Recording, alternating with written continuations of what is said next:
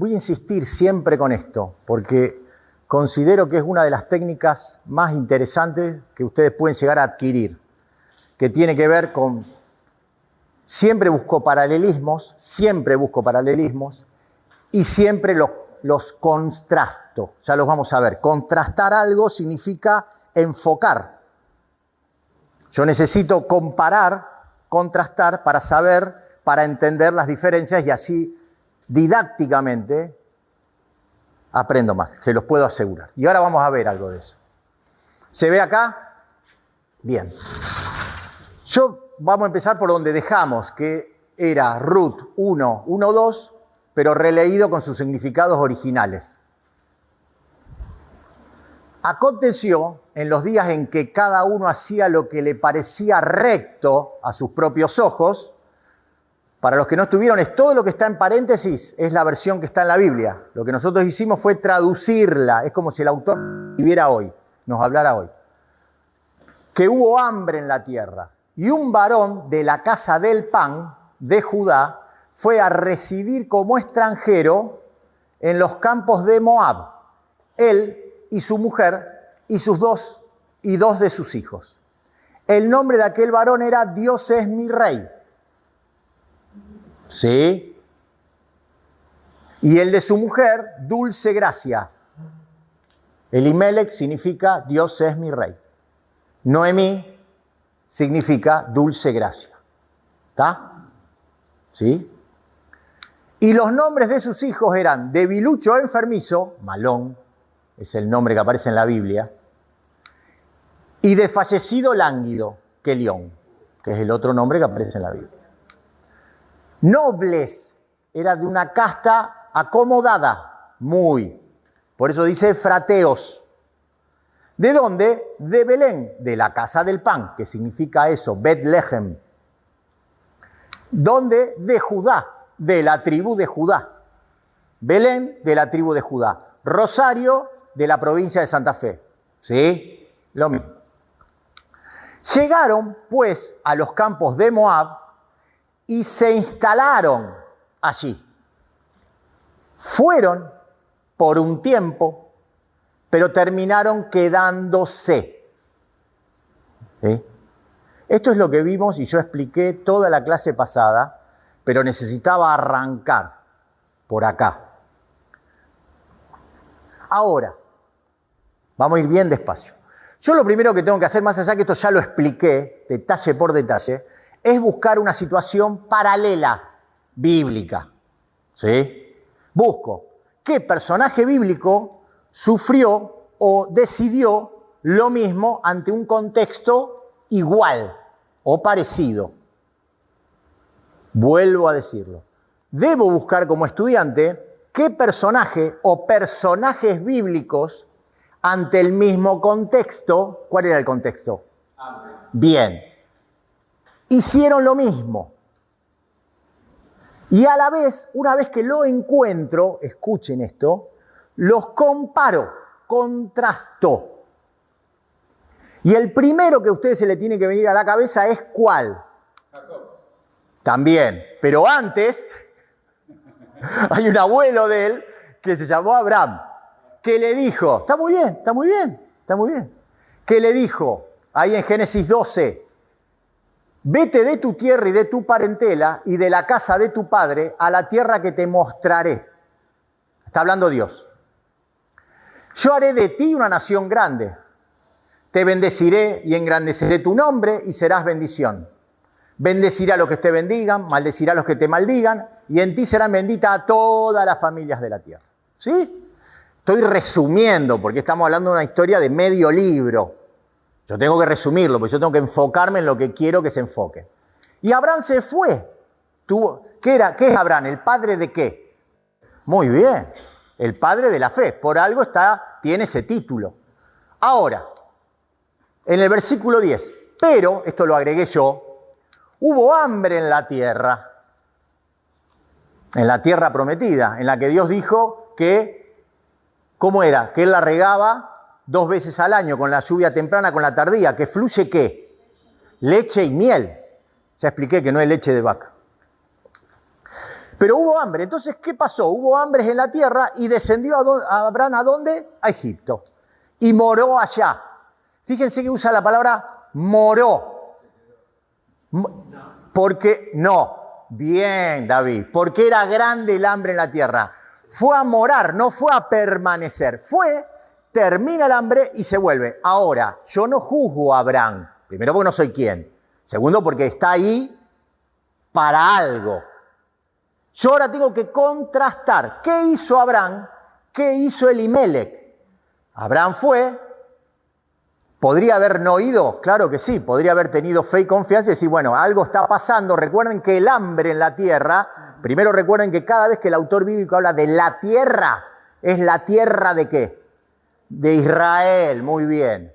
Siempre, siempre, siempre, cuando dice la tierra, sea que hubo hambre, sea que hubo lluvia, sea que lo que fuere, es Israel. Si no dice la tierra, habla directamente de la nación. Moab, Amón, Egipto. Sí, básico. ¿Me explico? Leen, cuando ustedes vayan leyendo, digan, la tierra, Israel. Porque para el autor no hay otra tierra. Para el autor bíblico no existe otra tierra. ¿La tierra cuál es? La tierra prometida que Dios nos dio. Que Dios le prometió a nuestros antepasados. A Abraham, Isaac, Jacob, tac, tac, tac. ¿Me explico? Para el judío no existe otra tierra. Entonces, él vaya, ahí está el primer paralelismo. No lo vamos a hacer ahora todo este ejercicio, porque nosotros estamos dando el libro de Ruth, pero es un ejemplo muy interesante para que ustedes después en sus casas digan, bueno, ¿qué terminó haciendo Abraham? Terminó volviendo, ya lo sabemos. Ustedes indaguen cómo. ¿Lo hizo solo Abraham? No, lo hizo Isaac.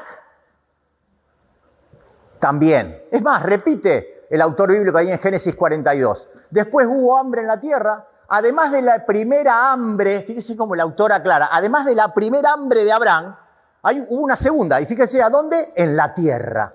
En la tierra. Y se fue Isaac a Abimelec, rey de los filisteos. ¿A dónde se fue Isaac?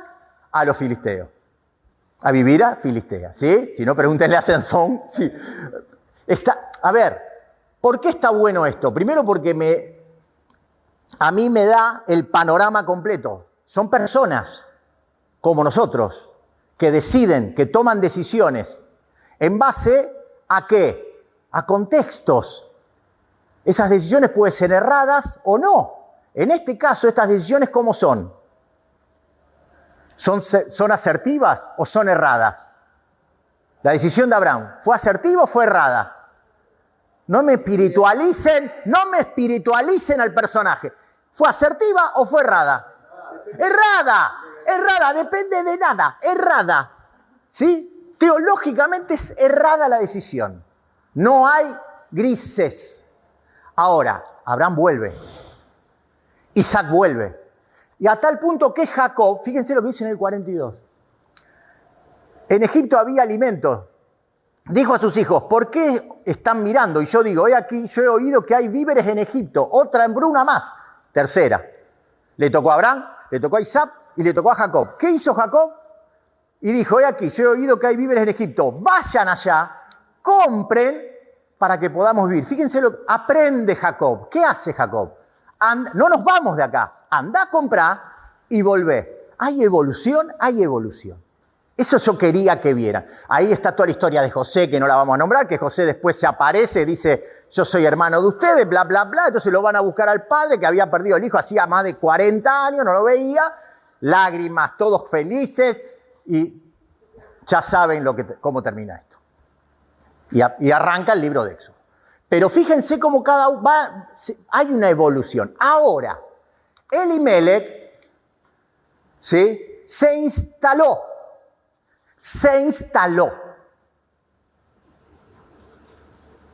Noble de la tierra de Belén, de la tribu de Judá, se instaló.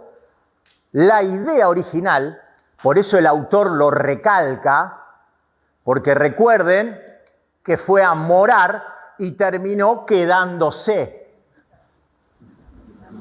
Fue a morar y terminó quedándose. Entonces, la clase pasada, y yo no dejo pasar las cosas que ustedes me plantean, dos personas, una está acá, que es Tony, es más, lo va a ver en la filmina, hizo una pregunta muy atinada, muy acertada, que me adelantó un poco el tema, pues yo lo iba a ver un poco más adelante. ¿Hasta acá se entendió? Paralelismo, contraste. Busco el paralelismo y hago el contraste. Dijo esto. Qué raro, dijo Tony, está en la grabación tal cual, qué raro que en el contexto familiar no dijeron nada. ¿Qué pensaba Tony? Corregime si mi suposición no es así. Hay un proceso. Tony pensó en un proceso. ¿Qué pasó con Elimelec y su familia para que decidieran abandonar la tierra? Del pan. Muy bien. De la casa del pan. ¿Qué sucedió? Que es la pregunta que yo hice en la clase pasada. ¿Por qué te fuiste, Elimelec y familia? ¿Por qué? Y Tony me dice, con muy buen tino, me dice que no hubo diálogo, no se charló esto, no se dijo nada. Entonces ahí yo tengo que empezar a pensar algunas cositas que la vamos a ver ahora. Y necesito que por favor presten atención. Vamos a empezar. ¿El contexto familiar quién es? Elimelec, los dos hijos y la esposa. Sencillo. Bien, dándole fluidez. Me gusta. Vamos a empezar por los hijos. Malón y Kelión. Para eso me adelanto un versículo. Y en el versículo 3 de Ruth 1 dice lo siguiente. Esto lo vamos a ver después. Y quedó ella con sus dos hijos, Noemí, los cuales tomaron para sí mujeres moabitas. Lo cual, más allá, y lo vamos a ver, recuerden, y acá tengo que empezar a recordar, ¿qué dijo Moisés al pueblo sobre la tribu de Moab? ¿Qué? Hay una cosa acerca de la tribu de Moab, que dijo ¿qué? Ellos son los descendientes de las hijas de Lot. Y dijo lo siguiente, Moisés, no entrará en la congregación de Israel ni moabita ni amonita. Lo vimos en la clase pasada, no entrará. Y a la vez,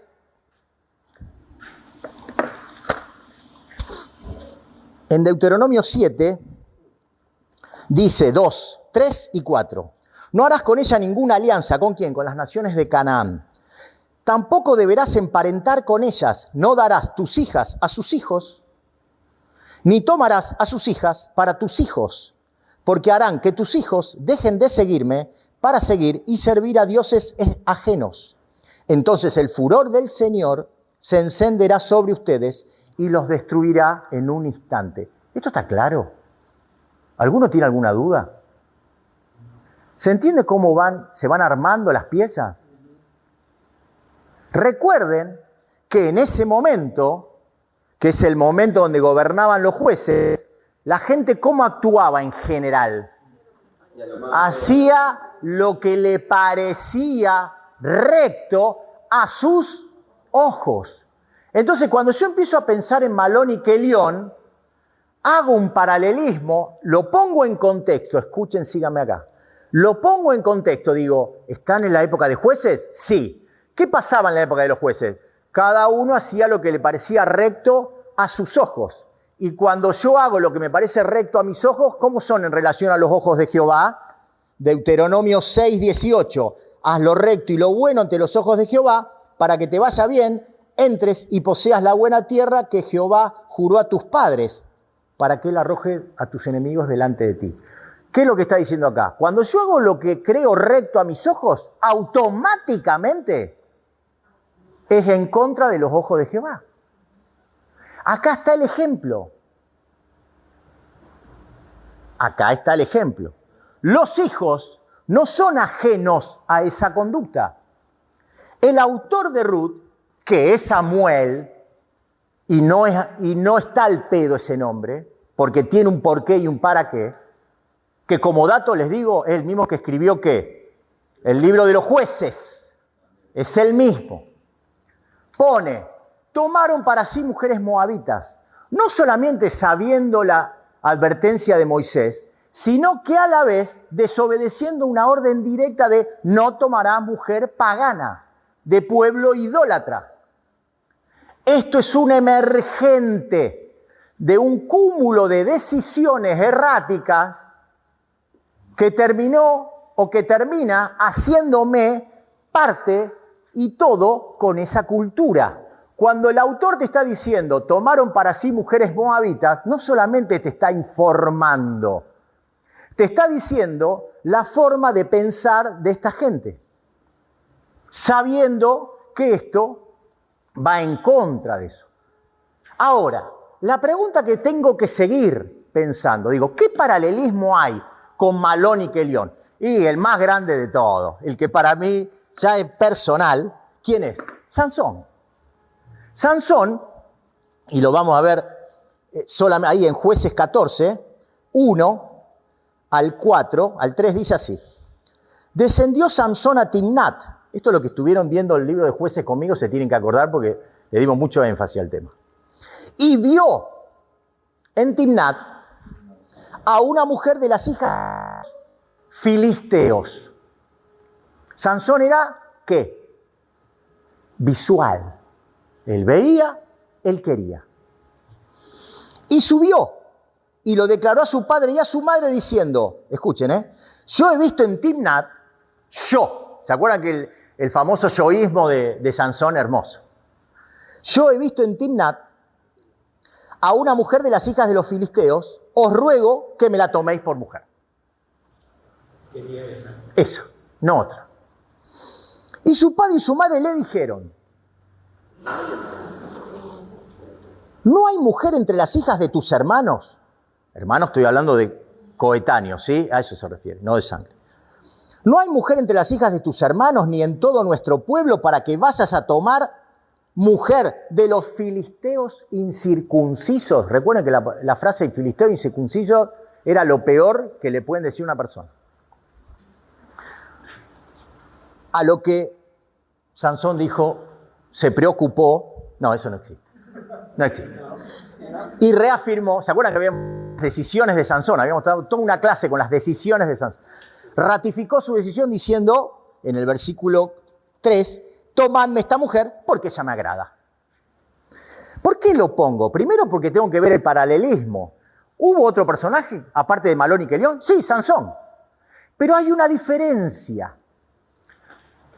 entre la familia de Sansón, padres específicamente, y los padres de Malón y Kelión. Escucha. Porque si Samuel, que es el mismo autor, pone esto, es porque en esa conversación familiar, Sansón obró exactamente igual que el resto, o que la gran mayoría de los judíos de esa época, pero los padres trataron de hacerle rever su situación. Esta pregunta que pone Samuel es clave, porque está diciendo que hay una oposición de los padres por todo esto que nosotros venimos estudiando. Se cansó Moisés de explicarlo. No tomen mujeres paganas, se lo resumo así. No tomen mujeres de pueblos idolátricos. ¿Por qué? Porque después, ¿qué va a pasar? ¿Cómo? Desvían. Lo explicó. Los padres de Sansón intentaron, por eso ese diálogo que está ahí. No hay mujer entre las hijas de tu pueblo, entre tus hermanos, para que vayas a tomar afuera. Después Sansón tomó su decisión. Ahora, vuelvo a Ruth. ¿Hubo eso en la familia de Elimelech? No. Si el autor no lo pone, que es el mismo, es porque no hubo nada. Y lo cual es explicable porque fue la familia la que decidió, vámonos antes que tengamos que aplicar la Torá. Antes que vengan la gente que tiene hambre, me venga a golpear la puerta de la casa y yo tengo que aplicar Levítico y le tengan que dar las espigas a través de los lados de mi campo. Vámonos de acá, levantemos y nos vamos. Entonces, esa situación que fue la primera, concatenan estas cosas también. No es solamente que te fuiste, te quedaste y ya sos parte de la cultura moabita. Pueblo que, dijo Moisés, no entrará en la congregación de Jehová. Nunca. Nunca. Entonces, automáticamente, eso es ¿qué? Juicio. ¿Cómo? Eso automáticamente es juicio. Esa decisión lleva a juicio. ¿A juicio de quién? De Dios. Porque está en Deuteronomio. Si hacen esto, pasa esto. Acabo de leer recién, lo leí la clase pasada y lo vengo leyendo hace rato. ¿Me están siguiendo hasta acá? ¿Estoy siendo claro? Comparo la familia. Fíjense la de Sansón, y así todo lo que era Sansón, papi. Bien. Sin embargo, en la familia de Elimelec esto no sucedió. No hubo diálogo de reflexión. Y si no hubo diálogo de reflexión, es porque ninguno de los dos padres, porque acá está muy bien escrito, fíjense, en 14, en el versículo 3, dice, y su padre y su madre le dijeron. Evidentemente se habían puesto de acuerdo. ¿Por qué? Porque eso era algo que no podía pasar. Acá nunca pasó. Y si no pasó, es porque no era un problema. Era porque no había temor. Cuando digo temor no hablo de miedo. No había respeto por la Torá, no había respeto por la ley. Nada. Obviamente esto es un emergente, porque ya empezaste no dándole nada a nadie y te fuiste. Pero tampoco había una autoridad para que dijera, che, mirá, si vos sos uno de las personas nobles del lugar donde más campos tiene, bueno, este es el momento de repartir lo que Dios te viene dando de hace años. Y sin embargo, ¿qué hiciste? Te fuiste. ¿Me estoy explicando? Por eso hay juicio. Es inevitable. Más allá de lo que yo pueda pensar, yo tengo que ser objetivo. Ahora, vuelvo acá, porque no terminaron las preguntas. Hubo una pregunta y hubo un comentario que justo la persona que lo hizo acaba de entrar. Hola, Moni. El comentario fue, es que el poder de decisión lo tenía el hombre en ese momento. ¿Sí? Me suena el comentario de Adán cuando le dijo a Dios, es la que creaste vos. Ella. ¿Sí? Es igual, ¿eh? Es el mismo comentario. ¿Sí? Sacando la responsabilidad. Ya la dijiste el otro día. La saca de foco, fíjense. Pero como yo soy estudiante de la Biblia, tengo que entender esto. Tengo que buscar en la Biblia, y agradezco porque esto me viene, tengo que buscar en la Biblia qué situación o qué condición puede contestar esto que Mónica acaba de decir el domingo pasado, y yo lo traigo otra vez. Porque en parte tiene que ver con lo que decía Tony. Nadie dijo nada. ¿Quién lo podría haber dicho? Noemí. Noemí podría haber dicho, che, loco, ¿qué pasa? ¿Dónde somos nosotros? ¿Por qué estamos haciendo esto? O cuando sus hijos se iban a casar con las mujeres moabitas. ¿Te das cuenta? Cada vez estamos peor. Sin embargo, entonces para contestar esto, tengo que usar la Biblia. No puedo inventar. Entonces voy a usar algo que tiene mucho que ver, que ustedes lo conocen también, pero que a veces se malinterpreta por el uso, y a veces el mucho uso se transforma en desuso. Ya se van a dar cuenta. Anoten, Proverbios 31. Aquellos más ávidos ya estarán, saben para dónde voy a arrancar. ¿Qué hay en Proverbios 31? Del 10 al 31. Está las características, vuelvo a decirlo. En Proverbios 31 está las características taxativas. ¿Saben lo que es algo taxativo? Bien, es esto y esto. De la mujer virtuosa. En donde empieza con una pregunta cuasi aspiracional. Entendemos lo que eso significa, ¿no? Es una pregunta cuasi aspiracional, porque dice en el 31.1, frase que la conocemos todos, 31.10, perdón, Vero, 31.10. Mujer virtuosa, ¿quién la hallará? Empieza con esa pregunta, ¿no? Sí, Proverbios 31.10. Yo no voy a leer todo, pero sí quiero leer lo más interesante porque tiene que ver directamente, escuchen acá, con Ruth. Es decir, ¿cómo tiene que ver con Ruth esto? Sí, tiene que ver directamente con Ruth y tiene que ver directamente con los sucesos que vive Noemí. Lo repito, tiene que ver con Ruth y tiene que ver con los sucesos que va a vivir Noemí. Me voy a Proverbios 31 y empiezo leyendo mujer virtuosa, ¿quién la hallará? Y toco algunos y dice el 11, su esposo confía en ella de todo corazón. Le da a ella bien y no mal todos los días de su vida. Son características, ¿eh? Recuerden esto, son atributos de una persona. En este caso de la mujer virtuosa. Como en este mismo libro están las características de la mujer ¿qué? ¿De la mujer? De la mujer insensata. Este libro tiene características. El sabio tiene estas características, el imprudente tiene esta característica, el falso tiene esta característica. Esto es Proverbios. Lo que pasa es que se estudia mal. Pero es un libro de características. Versículo 18. Ve que van bien sus negocios, pero su lámpara no se apaga de noche. Entonces, automáticamente, cuando a mí me dice el autor, su lámpara no se apaga de noche, yo tengo que hacer un paralelismo al Nuevo Testamento y acordarme de una parábola. ¿Se entiende cómo la Biblia? Sí, esa es la riqueza. Yo tengo que manejar esto. A esta altura usted tiene que manejar esto. Todos, salvo ellos dos. A esta altura tienen que manejar esto. ¿Quién habló de mujeres con la lámpara encendida? ¿Quién fue? Jesús. Jesús, en una de sus parábolas, bueno, vos ya algo así, en una de sus parábolas habló de las 10 vírgenes, el reino de los cielos, y empezó, ¿no? Como hacía él, que la gente, y era caño.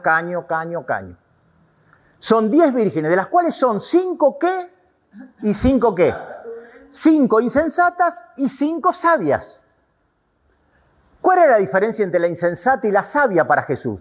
¿Ustedes creen de dónde saca el puente Jesús para armar esto? Mujer con la lámpara, mujer, lámpara. Parábola. No inventa nada Jesús, ¿eh? No inventa nada. Sabe la Torá, sabe los Nevín y sabe los Ketubín de memoria. O sea, el Tanaj se lo sabe de memoria, pero lo interpreta como originalmente Dios lo propuso. Por eso Jesús dice, miren, les voy a contar una historia. Él le hacía así, jugaba con esto, Dani. Entonces habla de las 10 vírgenes. Las 5 sabias, ¿qué características tuvieron? Que esa lámpara no se apagó. Y cuando el novio vino, las encontró con las lámparas encendidas. ¿Qué son esas mujeres? Virtuosas. Como lo dice acá, en Proverbios. Su lámpara no se apaga de noche. Es tan importante esto, repito, que Jesús lo toma y da a entender la importancia de estar siempre vigilante y no dormirme. Eso es lo que está diciendo. La mujer virtuosa no se duerme, como fue la como fue la madre de Sansón. ¿Acaso no hay mujer acá? ¿Qué está diciendo el autor? A la madre de Sansón esas cosas no se le pasan, no es lo mismo, no es lo mismo. Está la misma, no le pasa nada, si después capaz que hasta Dios te la convierte. Favore a Dios, esto lo digo, esto es clase, a mí, chupongo. Esto es clase, pero viste, uno se es grande. Me lo digo a mí, primero. Ahora, el autor está siendo durísimo acá, está siendo clarísimo y durísimo. Y te está enfocando a Sansón, a su familia y a Elimelech y a su familia. Porque después viene la pregunta, ¿por qué muere Elimelech? Juicio.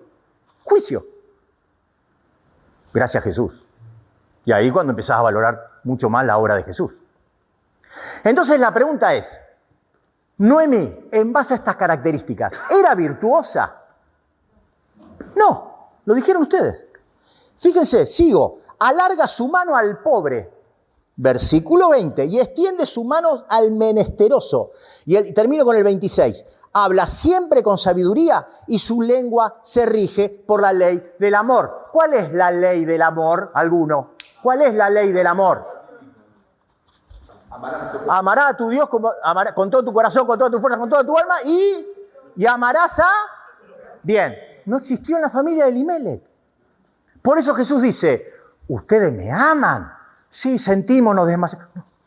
Guarden mis mandamientos, muchachos. Y lo vuelve a repetir. ¿Ustedes son amigos míos? Sí, hagan lo que yo les digo. Ese es el amor.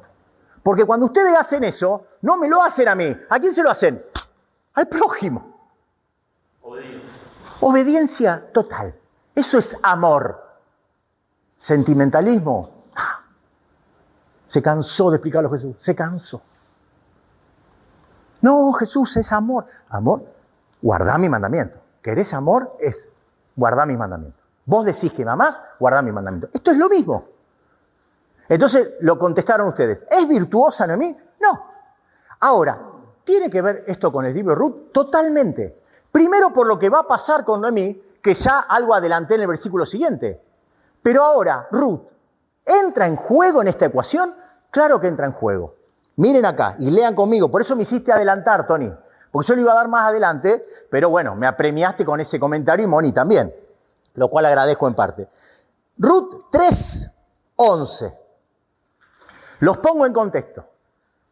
Ya se están conociendo Ruth y Boz, ¿sí? Y Boz es un hombre grande, un caballero, un tipo, ¿sí? Y están hablando. No importa, ya después lo vamos a estudiar. Y él le dice esto, miren, el 11. Ahora pues, no temas, hija mía. Fíjense, claro, pues ella era joven, habrá sido muy bella, muy bonita. Dice así, no temas, hija mía, yo haré contigo lo que tú digas. Escuchen, porque toda la gente de mi pueblo sabe que eres mujer virtuosa. ¿Se entiende el contraste entre Noemí y Ruth? Vos le dice, no te preocupes, todos acá, todo Betlehem sabe que sos mujer virtuosa. Entonces deja de ser un aspiracional. Todo lo que alguien logra, esto se ve mucho en las empresas, yo lo trabajo mucho. Si alguien lo logró, dejó de ser un aspiracional. ¿Se está entendiendo esto, no? Es porque yo también lo puedo hacer. Y si yo lo puedo hacer, Franco lo puede hacer, Dani lo puede hacer, Cristian lo puede hacer, Mora lo puede hacer. ¿Me estoy explicando? Entonces, el mujer virtuosa aquí en Hallará encuentra su, llamémosle así, su realidad se encarna ¿en dónde? ¿En la persona de quién? De Ruth. Mire la característica que tiene Ruth. Mujer virtuosa. Una moabita. Mujer virtuosa. ¿Será por eso que se llama Ruth el libro? Me estás haciendo entrar en un tema que es interminable. Yo siempre digo que el libro se tenía que haber llamado Noemí, porque realmente la gran protagonista de todo esto, la que arma todo esto es Noemí. Pero Samuel le puso Ruth por algo. ¿Me estoy explicando? Entonces, ¿se habló en el contexto familiar? Se habló. Ahora, ¿se habló como se tenía que hablar? Fue información. Nos vamos a casar con estas dos mujeres moabitas.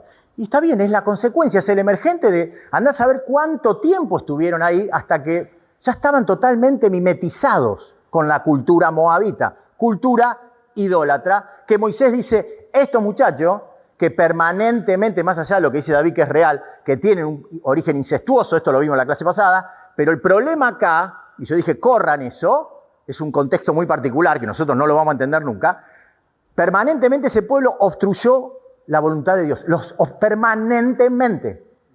permanentemente. ¿Estoy hasta acá? ¿Fui claro? ¿Soy claro? Bien. Entonces, sigo. ¿Contestado esto? Podemos seguir acá, me puedo hacer un deleite, pero... Muere Elimelech, por favor, Muere Elimelech. Entonces, cuando yo ya leo muere Elimelech, ya empiezo a entender. Juicio. Elimelech, vos fuiste el que decidiste no compartir, el que decidiste llevar a tu familia, el que decidiste salir de la casa del pan de la tribu de Judá. Y recuerden que la tribu de Judá no es cualquier tribu, porque el libro de Ruth termina con ¿qué? Nunca olviden esto. ¿Con qué termina el libro de Ruth? ¿Con qué? ¿Con un chau, hasta luego? Bendición a los hermanos. ¿Con qué termina? ¿Con qué? Con una genealogía. No cualquier genealogía, con la genealogía de David. Por eso la importancia de este libro. Y por consiguiente, la genealogía mesiánica, exactamente. Entonces muere Elimelech, juicio. Como en Jericó, juicio. Una sola persona dijo, yo sé que el Dios de ustedes, Dios arriba, en los cielos como en la tierra, automáticamente cambió la posición. El resto que no reconoció, juicio. Y yo le expliqué, las trompetas, los sacerdotes, el arca, juicio. No hay grises. Muere Elimelech. El Dios es mi rey, muere, porque nunca lo fue. Y queda ella con sus 2 hijos. Como dije antes, los cuales toma para sí mujeres moabitas. El nombre de una era Orfa, dura servir. Hay un montón de nombres, yo elegí los que más son comunes entre varios autores. Una es, Orfa significa dura servicio u obstinada, y el nombre de la otra era Ruth, que significa amistad o plenitud. Hay otra corriente de pensamiento que le da otros nombres a Ruth. No importa en este caso, porque quiero que nos enfoquemos. Si no, tengo que estar dando 2 años el libro de Ruth, y ya me retan por darlo tantos domingos. Imagínense si nos metemos en cada palabra, nos quedamos sin alumno y sin docente. Pero con que tengan esto, confíen plenamente, les basta para el análisis. ¿Sí? ¿Estamos de acá? Sigo. Y habitaron así unos 10 años. Daniel, pará, 10 años habitaron. No habitaron nada. Alguno me dirá. Yo le digo que ya estamos equivocados, que piensa eso. Y murieron también los 2. Papá, ¿cómo viene esto? Ficha de dominó. Malón y Kelión, quedando así la mujer desamparada de sus 2 hijos y de su marido. Hay algo muy interesante que yo quiero que vea antes el tiempo de vida. Cuando el autor dice, muere Elimelech y queda ella con sus 2 hijos, y cuando, en el versículo 3, y cuando termina la perícopa en el versículo 5 que dice, quedando así la mujer desamparada de sus 2 hijos, Samuel habla de hijos de manera diferente. Escucha. El hijos de acá, y esto es importante que lo vean, es diferente a este hijo. ¿Por qué? Porque el autor, eso el judío lo entiende y le da el dramatismo que tiene. Por esto este libro es maravilloso porque tiene una narrativa impresionante, que nosotros no estamos acostumbrados. Porque nosotros somos explícitos. Si no está explícito, no lo veo. Bueno, la Biblia no trabaja así. Acá está, hijo como constructor del nombre de familia. El primer hijo es el hijo normal, el hijo que vos hacés ¿para qué? Para mantener tu legado. A eso se refiere Samuel. Tuvo hijos, fíjense, vuelvo, quedó con sus 2 hijos, claro, con las personas que iban a mantener su legado. ¿Qué legado? Ahí está la pregunta, ¿qué legado? Te casaste con 2 mujeres moabitas, ¿qué legado? Pero fíjense cómo termina el segundo hijo, ¿Lo ven acá? Miren, como el muchacho, como el niño, se quedó sin sus 2 niños, sin sus 2 pichones, polluelos. ¿Se entiende cómo Samuel trabaja en eso? Me estoy explicando acá, porque esto es clave, cómo ella va de una manera, cómo afronta y cómo vuelve y cómo empieza a pasar las cosas. ¿Por qué? Porque esa familia enfrenta juicio. La familia enfrenta juicio, la familia enfrenta juicio. Y cuando hay juicio, pasan estas cosas. ¿Se acuerdan cuando yo les leía, esta no es como decía Moisés, esta no es tierra de Egipto que vos venías con los baldecitos y la regabas, esta es tierra que Dios la rega con la lluvia. Pero si no hacen lo que yo les digo, el cielo cómo se ponía y la tierra cómo se ponía, de bronce y de hierro. Juicio, eso es juicio. Esto es juicio. Por eso ella empieza como una construcción normal. ¿Uno qué hace cuando tiene una familia? Construye su familia. Claudio lo sabe, tiene hijos, yo tengo hijos, Franco tiene hijos, Dani tiene hijos, no sé acá el amigo. Pero construye. ¿Qué tiene que ver con qué tiene que ver? Con su legado, con lo que va a formar. Y está bien eso. Ahora, ¿cómo se queda? Totalmente ¿qué? En un estado de ¿qué? De indefensión, de abandono, de desprotección. Eso es lo que te está diciendo Samuel. Esta mujer que fue para vivir mejor, para que nadie le rompa las pelotas, pidiéndole comida, eso es lo que te está diciendo. Eso sería la Biblia mía al día de hoy, que yo no se las puedo compartir porque me rajan. Pero sería eso. El autor diría, como no querían compartir con nadie, porque le molesta a la gente que le iba a los campos, le tocan la puerta, jamás le abrieron la puerta a alguno. Yo entiendo que decir, sí, pero me tocan la puerta 40 por día. Sí, bienvenidos, vivo en una casa y es así. Y a veces uno tiene sus días también. Ahora, de ahí a decir, me importa todo o nada, y nos vamos. y que todo el resto se joda. Y nosotros vamos a vivir bien, porque para eso tenemos el dinero que tenemos, que no lo tenemos nosotros, que viene del Señor. Eso tiene consecuencias. Ahora, por eso Samuel dice, quedó en un total estado de abandono, de desprotección, lo cual es real. En esa época, y ustedes lo saben, una mujer viuda es una cosa con hijos y una mujer viuda sin hijos es peor. Por eso está bien lo que dice Samuel. Está totalmente indefensa, quedó totalmente indefensa. La pregunta que uno tendría que hacer, ¿y por qué queda Noemí? Ahí está. Que tiene que ver con todo el libro. No la voy a contestar ahora. Es más, ni siquiera se las quisiera contestar porque lo tienen que buscar ustedes, tienen que empezar a entender eso. ¿Por qué queda Noemí? Hay juicio, hay juicios. Bueno, Elimelec, que fue el gran hacedor. Ahora, Noemí participó tal vez con su silencio. Y su silencio es, ¿qué? Manifestación de la voluntad. ¿O no? No hay ningún abogado acá, dirías, es así. El silencio es manifestación de la voluntad. Si yo no digo nada, estoy de acuerdo. Mi silencio es cómplice, eso. Y lo sabemos todos acá. Ahora, sus hijos entraron en juicio. Y por consiguiente, murieron. ¿Y Noemí? Bien, sigo. Habitaron allí, en el versículo 4, y esto es clave, unos 10 años. Claro, el que lee esto dice, bueno, habitaron 10 años y cree el número 10. Esto es numerología hebrea. La Biblia es la Biblia hebrea, el Tanaj. Cada número que pone tiene un significado, que no es el significado literal que yo conozco. 10 es un significado cuántico. 10. 10 caramelos, ¿sí? 10 años, 10 personas, son 10. Para la Biblia, ese 10, aparte de un significado cuántico, tiene un significado teológico. Yo diría hasta filosófico. ¿Me están siguiendo acá? Bien. ¿Qué significa el 10 en la numerología hebrea? Y ahora le voy a dar otro ejemplo. Significa el todo. ¿Por qué? Sencillo. Porque en esa época, ¿con qué se contaba? Con los dedos.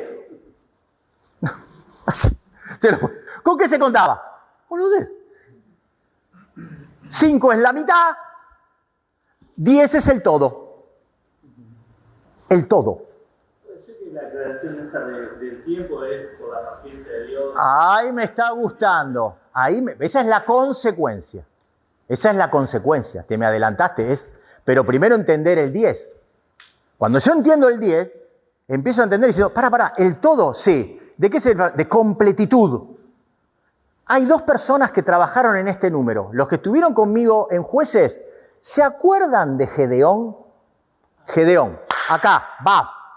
¿Se acuerdan cuando el ángel le dice, bueno, mira, vamos a hacer una cosa. Ya hicimos el milagro, ya te demostré que soy un enviado, ayúdense también ustedes. Ahora necesito algo de vos, eso vino después. Necesito algo de vos, Gedeón. Sí, dale, ¿qué? Bien, necesito que subas y primero necesito esto, que destruyas el altar de Baal y Asherá de tu padre, y después necesito que agarres estos toros, los rompas todo y me hagas a mí un altar en la punta de la colina. ¿Se acuerdan que les dice eso? ¿Y Gedeón qué hace? ¿Alguno se acuerda qué hace Gedeón? Va de noche. Bien, busca gente y va de noche. Ahora, ¿qué cantidad de gente busca? Esto léanlo en el libro, 10 personas. ¿Y qué te está diciendo ese autor? Que va con todo lo que tenía. Eso es por lo valiente que es Gedeón. ¿Se acuerdan que el ángel hasta irónico? Hombre forzado y valiente. Y él empieza, no, si yo soy el más chiquito, no, si yo soy el más pobrecito. ¿Se acuerdan de eso? Esto es lo mismo. Entonces dice, bueno, ahora sé esto. Y Gedeón va de noche, así todos después se enteran y el padre le salva la vida porque se lo querían comer crudo. Y le salva la vida. Pero va con 10 personas. Te está diciendo, va con todo lo que tenía. Esto es lo mismo. Otro ejemplo, pero son clarísimos y está bueno que contárselo para que los refresque, les dé dimensión. Cuando Moisés dice no entrará moabita ni amonita hasta la 10ª generación, está diciendo nunca, porque el 10 es todo. ¿No va a entrar cuándo? Nunca. No es que la 11ª sí, no. Esto es lo mismo. Entonces, yo traigo estos conceptos acá. ¿Y qué quería decir entonces que se quedaron 10 años? ¿Qué quiere decir? ¿Qué quiere decir? Pero se volvieron. ¿No se volvió, Noemí? Bien, entonces, ¿qué pasó? No se quedó toda la vida. ¿Se quedó toda la vida? Todo el tiempo que duró la sequía o lo que sea. Ahí está. Todo el tiempo que duró la familia. ¿Por qué? Ahí es lo que vos tenés que pensar. Porque no había intención alguna de volverse. Samuel te está diciendo, miren muchachos, amigo lector, ¿sí? No tienen intención alguna de volverse. Y si no tienen intención alguna de volverse, es porque ¿qué? Ya está, ya acá estoy bien. Tengo el quincho, tengo el... ¿Se acuerdan que les había dicho? Tengo la lanchita acá. ¿Para qué, güey? ¿Para qué? No hay intención. Samuel te lo pone así. No hay intención. No está en su radar. Y cuando algo no está en tu radar, significa que vos ya estás, ¿qué? Enfocado en otra... ¿Cómo? Estás metido. Ya estás metido, exacto. Estás enfocado en otra cosa. No te importa. Ahora, el juicio no para. Por eso pasa lo que pasa. Y ahí es cuando Noemí queda desamparada, desprotegida, indefensa, y es cuando recapacita. ¿O no? ¿O no? ¿Se está entendiendo esto?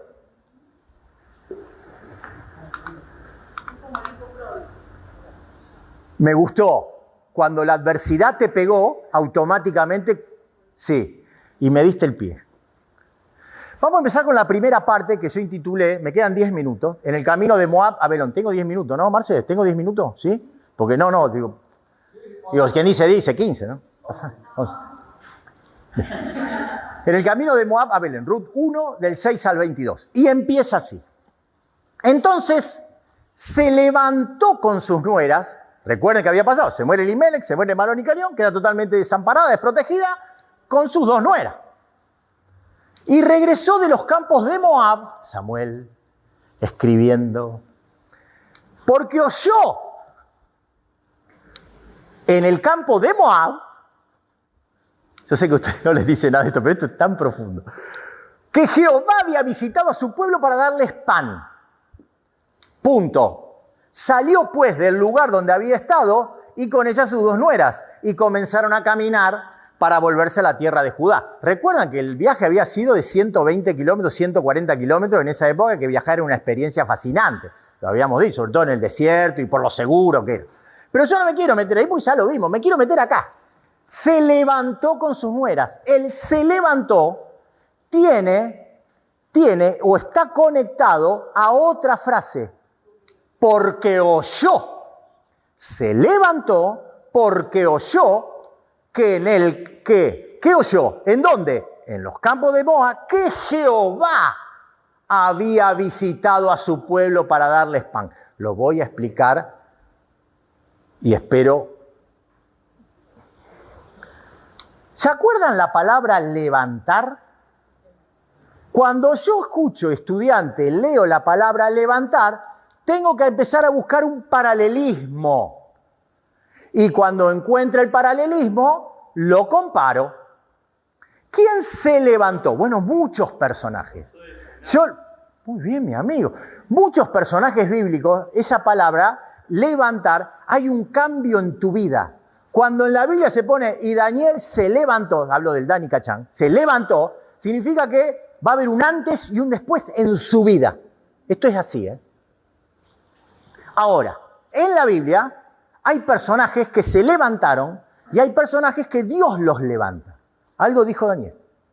Hay una persona que se levantó 2 veces, se levantó ella, y hay personajes que Dios lo tuvo que levantar. ¿Quién es la persona que se levantó por decisión personal? Sí, ahí me dices, bueno, Noemí. Sí, bueno, pero ahora quiero hacer un paralelismo. ¿Quién? En Josué, una mujer, profetiza.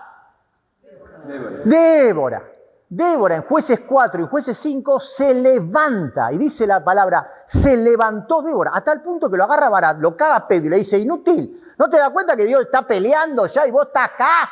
¿Y Barak qué le dice? ¡Vamos! ¡Ahora voy yo! ¿Qué le dice Barak? No, si vos no venís conmigo, yo no me muevo. Si vos no venís... ¿Se acuerdan de eso, no? ¿Se acuerdan? Barak, capitán del ejército, ¿eh? No estoy hablando del portero, con todo respeto a los porteros. Estoy hablando del capitán del ejército.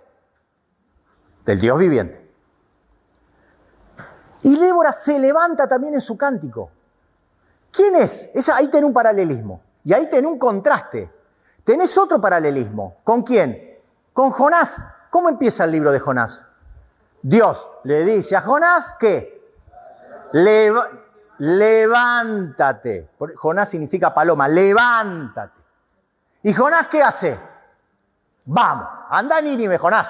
Levántate. Fíjese la primera frase, búsquenlo.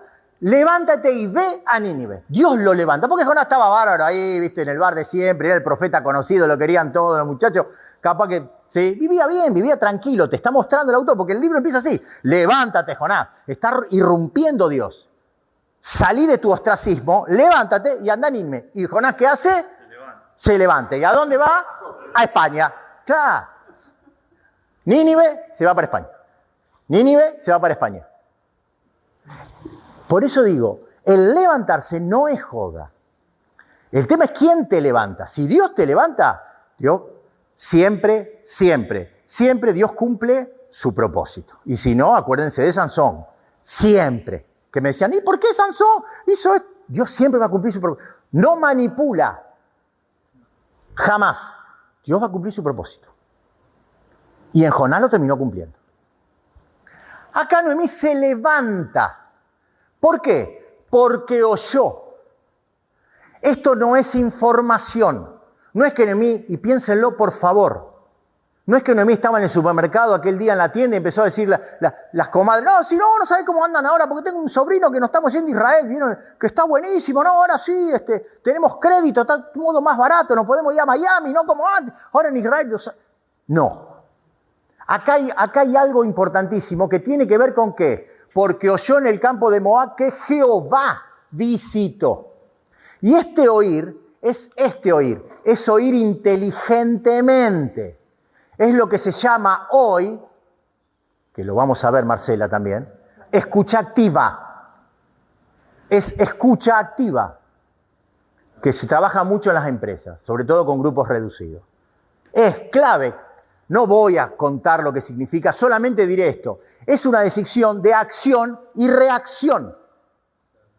Oigo inteligentemente. Es más, como datito, hay un paralelismo en Josué. Javín, ¿se acuerda que Javín oyó y automáticamente armó todo? Eso, porque Javín era muy inteligente. Acuérdense, no, los que estuvieron conmigo viendo Josué. Ella oye inteligentemente y automáticamente, ¿qué hace? Sale. Salió, pues, oye inteligentemente, es una decisión de fe. Hay una decisión humana acompañada por una decisión de fe. Me muevo, no me quedo con el dato. Lo hago mío y me muevo. Y cuando yo hago eso, genero cosas, empiezan a pasar cosas. No lo espiritualicen tanto, porque es así llano. Esto pasa también en cualquier empresa. De algo que vos dijiste, pero es por contraprestación esto. Digamos, hago porque me conviene, porque sé que hay... No lo sabemos todavía. Hoy, a priori decir, porque dice, oyó que Jehová visitó. No dice, se terminó, si no Samuel hubiese puesto, se terminó la hambruna. Y acá dice, Jehová visitó a su pueblo para darles pan. Necesito 5 minutos más y vale la pena. Quédense. Ahora está la otra parte. ¿Qué oyó inteligentemente para que ella decidiera moverse? Después vamos a ver cómo se mueve, pero ahí hay un cambio, hay un rompimiento, se llama, del status quo, del lamento. Trabajan mucho los psicólogos en esto, rompen el lamento. Hay una disrupción por un factor externo, generalmente es un factor externo. Cuando hay un factor externo, alguien dijo, no sé qué, bueno, alguien dio un ejemplo de adversidad, creo que alguien dio un ejemplo de adversidad, fuiste vos, me parece. Ahí está, hay un rompimiento, el hijo pródigo la pasa tan mal, gracias, come barro ya, que en algún momento rompe su status quo y dice, no, yo tengo que volver. Y ahí cuando te mete en la oreja todo el orgullo, y esto es lo mismo. Esto es lo mismo. ¿Me explico? Bien. Ahora, oye que Jehová visita. Y acá me quedo. Y voy a terminar con esto. Cuando en la Biblia está la palabra visita, agarrémonos los pantalones, porque Dios visita. Siempre.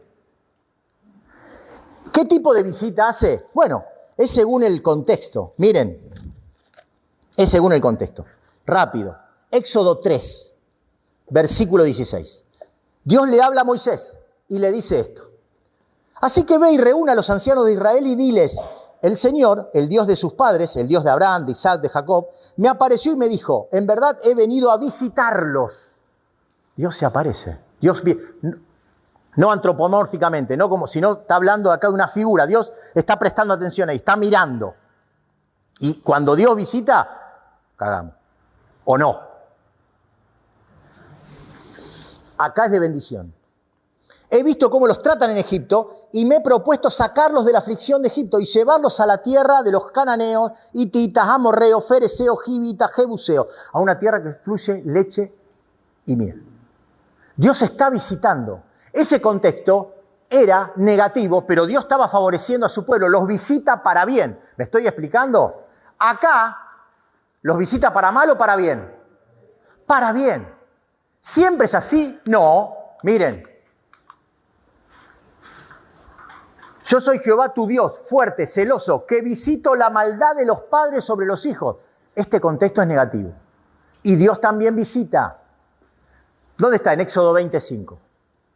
Y si recuerdan lo que yo leí recién, que Dios visitaba al pueblo de Israel para decirle eso a Moisés, paralelamente a esto, escuchen, visitaba al resto de los pueblos, en Levítico 18, 24, 26, y decía, en ninguna de estas cosas os haréis impuros, pues en todas estas cosas se han corrompido. Está hablando de las naciones que Dios expulsa.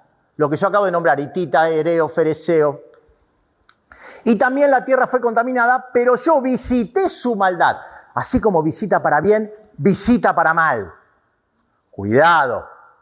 Dios te visita según el contexto. Y la tierra vomitó a sus habitantes. Vino Dios y la tierra automáticamente los vomitó. Ahora, y terminamos, esto no existe más. Dios sigue visitando. Sí. ¿En dónde? ¿Con quién? Bueno, tengo que hacer un paralelismo y ahora me voy adelante y con esto termino.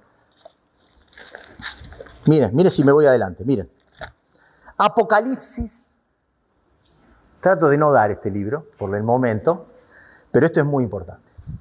Apocalipsis 2. Les cuento y los pongo en contexto rápido.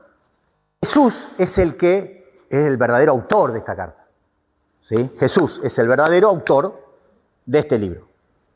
Voy a decir esto. Y en los primeros capítulos Jesús les escribe a las iglesias de Asia. Son 7. ¿Por qué son 7? Tiene un porqué. Y les escribe porque son 7 iglesias, son 7 arquetipos de iglesia, de los cuales esas 7, todas las iglesias del mundo, de alguna u otra forma, están en esos modelos. O sea que, también, estos dedos para abajo señalándonos a nosotros, también están. Yo voy a leer una, ni mejor ni peor, no me corresponde a mí, pero sí quiero que entiendan esto. Específicamente, Apocalipsis 2, a la iglesia de Éfeso. Escriba al ángel de la iglesia en Éfeso, el que tiene las 7 estrellas en su diestra, el que anda en medio de los 7 candeleros de oro. Otra vez con los candeleros. ¿Quién es este, el que tiene las 7 estrellas? ¿Quién es? Jesús. ¿Sí? Yo conozco tus obras. Le empieza a hablar a la iglesia. Viene Jesús acá, se para y nos habla a todos nosotros. Yo me siento y él viene a hablar y empieza. Supongamos, no digo que sea esta, pero quiero que entiendan, que se imaginen la situación.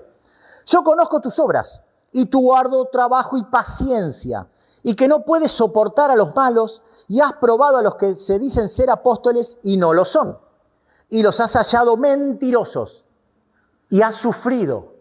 Fíjense cómo empieza una iglesia, la verdad. Y has tenido paciencia. ¿Esto qué es? Sabiduría. No voy a analizar esto todo. Y has trabajado arduamente por amor a mi nombre, y no has desmayado. Así empieza, así arranca.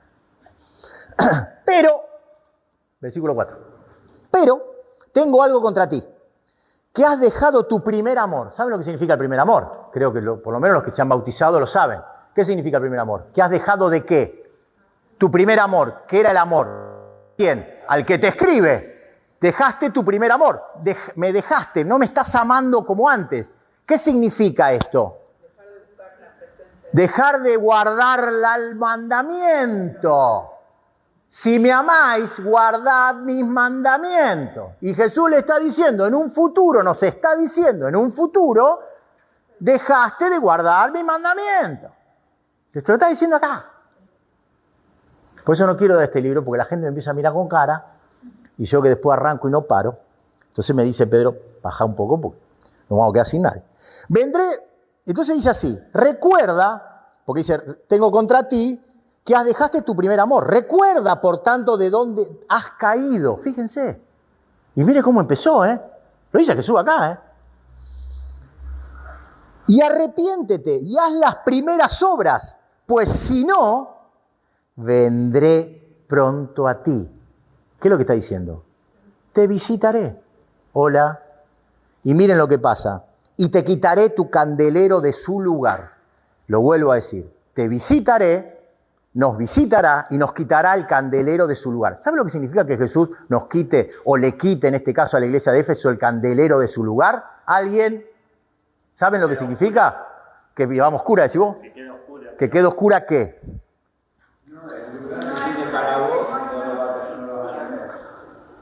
El lugar que tiene para mí, cuidado con eso porque está hablando de perder la salvación.